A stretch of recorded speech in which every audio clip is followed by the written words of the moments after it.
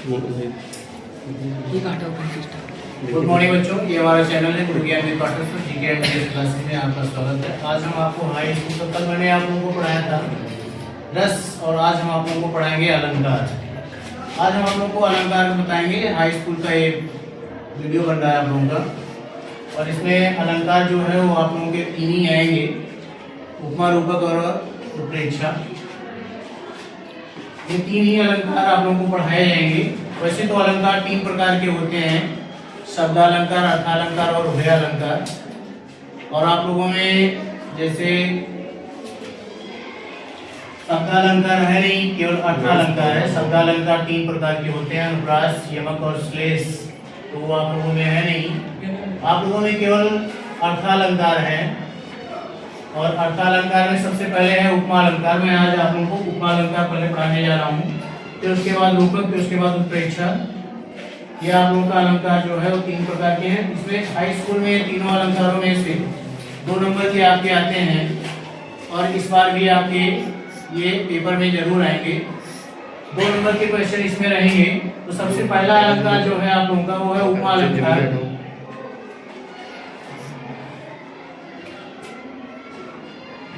पहला नंबर है उपमा अलंकार। उपमा अलंकार।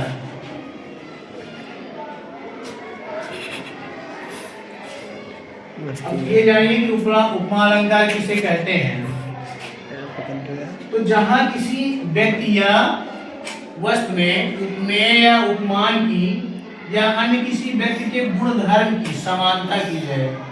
क्या किया जाए? जब किसी व्यक्ति या वस्तु का किसी अन्य व्यक्ति या वस्तु के साथ समानता किया जाए या उसके गुण धर्म के बारे में बताया जाए या तुलना किया जाए तो वहां पे उपमा अलंकार होता है। क्या होता है? उपमा अलंकार। जब किसी व्यक्ति या वस्तु का किसी दूसरे व्यक्ति या वस्तु के साथ उसके गुण धर्म की समानता की जाए तो वहां पे कौन सा अलंकार होगा? उपमा अलंकार होगा। जैसे मैं अगवाक बैठो, क्या कह रहा है? जहां किसी वस्तु की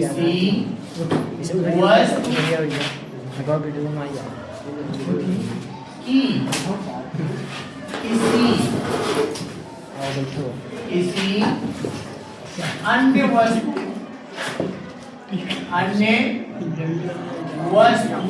या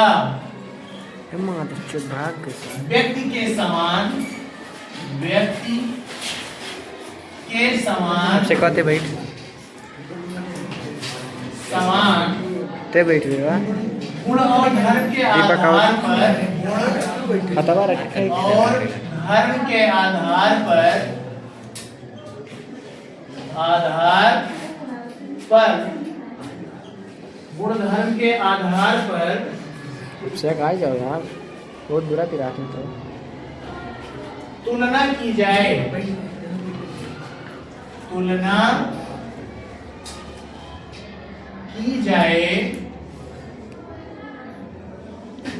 तुलना की जाए तो वहां पे उपमा अलंकार होगा। से पकड़ो तो वहां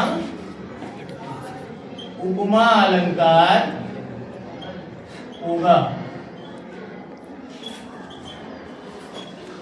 उपमा अलंकार होगा। जैसे उदाहरण देखिए, जैसे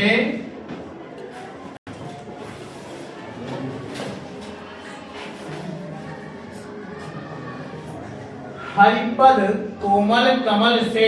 क्या है? हरिपद कोमल कमल से।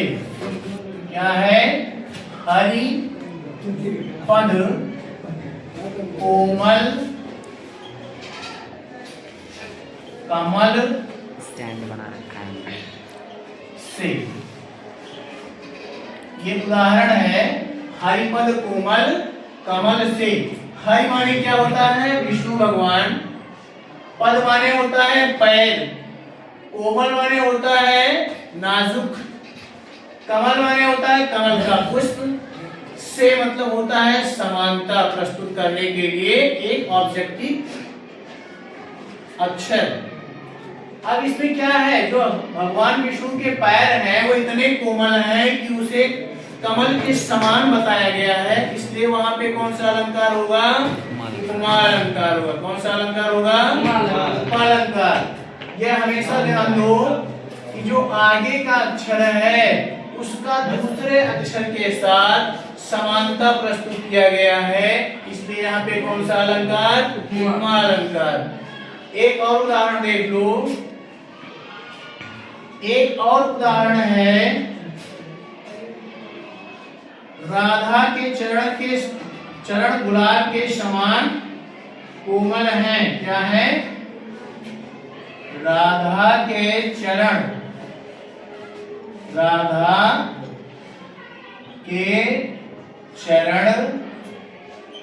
गुलाब के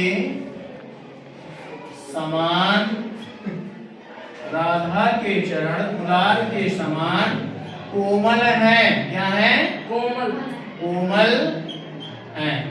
अब यहाँ पे देखिए क्या है, राधा के जो चरण हैं वो क्या हैं, उदाहरण देखिए, राधा के चरण माने क्या, पैर। गुलाब कौन सा है, गुलाब क्या है, पुष्प है। तो यहाँ चरण और पुष्प दोनों की समानता की गई है, किसके साथ, कोमलता के साथ, इसलिए यहाँ क्या है, उपमा अलंकार है। इस चीज का ध्यान रखो, जब किसी भी अभी इसमें बताया गया किसी व्यक्ति, वस्तु या अन्य गुण धर्म के समान उसकी तुलना किसी और गुणवत्ता या व्यक्ति से की जाए तो वहां क्या होगा, उपमा अलंकार होगा। समझ में आया। अब दूसरा अलंकार देखिए, रूपक अलंकार। दूसरा क्या है, रूपक अलंकार। रूपक अलंकार, इंक डाल लेना चाहिए। रूपक अलंकार में देखिए, जहां उपमेय का उपमान, जहां उपमेय का उपमान में भेद रहित आरोप किया जाए। क्या किया जाए, भेद रहित आरोप किया जाए, अथवा उपमेय को प्रस्तुत किया जाए। क्या किया जाए, प्रस्तुत किया जाए या अप्रस्तुत दोनों किया जाए, तो वहां पे रूपक अलंकार होगा। क्या होगा, रूपक अलंकार। उपमेय में उपमान का, जहां उपमेय में उपमान का आरोप किया जाए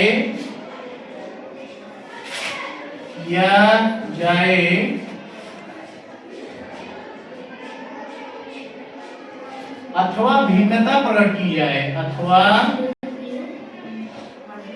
भिन्नता प्रकट की जाए,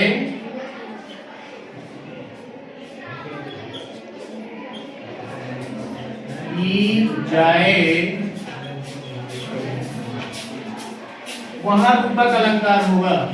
वहां रूपक